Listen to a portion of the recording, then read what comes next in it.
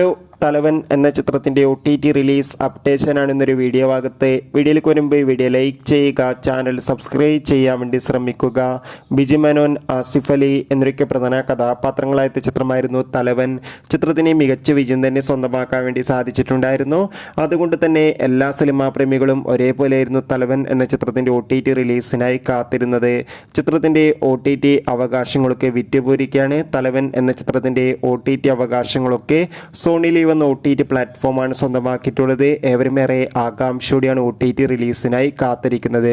ചിത്രം ഈ വരുന്ന സെപ്റ്റംബർ മാസം 12-ാം തീയതി സോണി ലീവ് എന്ന OTT പ്ലാറ്റ്ഫോമിലൂടെ OTT റിലീസ് ചെയ്യുമെന്ന് ഒഫീഷ്യലായി കൺഫേം ആക്കിയിട്ടുണ്ട്.